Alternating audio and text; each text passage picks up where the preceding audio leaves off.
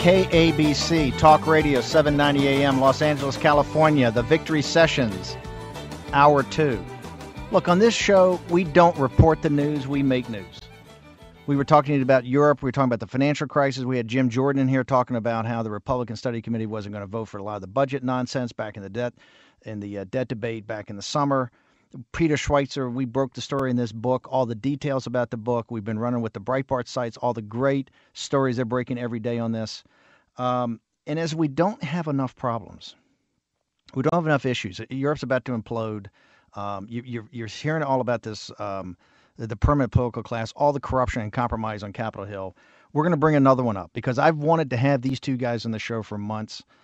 This is something you've got to get your head around. You've got to understand because everything you're being told about this financial crisis, you cannot understand until you've read the book that we're about to talk about, the author, gone to the website. You're about to hear about rare earths and strategic metals and why the United States has got to get on top of this. My guest, my co-host, in-studio co-host from Los Angeles, we're coming live to you from Washington, D.C., from Capitol Hill tonight. My co-host is Mike Silver, chairman and Chief Executive Officer of American Elements, the company in the United States that focuses on what we call rare earths.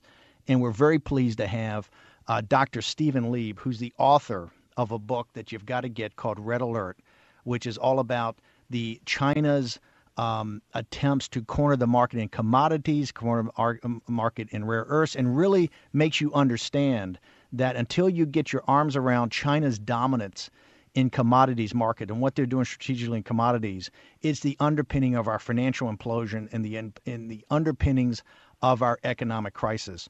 Mike, Dr. Lieb, thank you very much for joining us on tonight's Victory Sessions. Well, listen, Mike, why don't we start with you?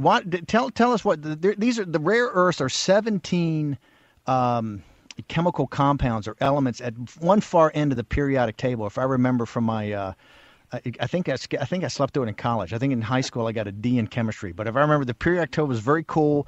Why are rare earths the underpinnings of what could be a catastrophic situation in the United States? Why are they important and what are they? Well, Steve, the rare earths are, as you said, you do have a fairly good memory from your high school chemistry, are at the bottom of the periodic table. There's a bar at the very bottom that, in fact, sort of slips into the middle of the table for those who have a little more of a background in chemistry. There's 17 elements, and what a lot of people don't realize is that the elements are essentially almost all metals. We obviously have some gases like helium and hydrogen, but the vast majority of the periodic table are metals. And most are familiar, of course, with things like copper and gold and nickel and tin and aluminum. But like those same metals, there are other metals that are substantially more obscure. And since World War II, primarily as a result of American innovation, we've discovered that they have magical alchemistic properties that today is essential to everything from aerospace to automobiles to computers, all of our military equipment, and most certainly any one of the green technologies that we're all promoting. So everything in a modern, almost post-industrial society, everything related to technology, printed circuit boards, everything related to technology, everything related to green energy, everything related to the Apple computer and the way we live our life today, at some point in the manufacturing process, these rare earths are essential. Yes,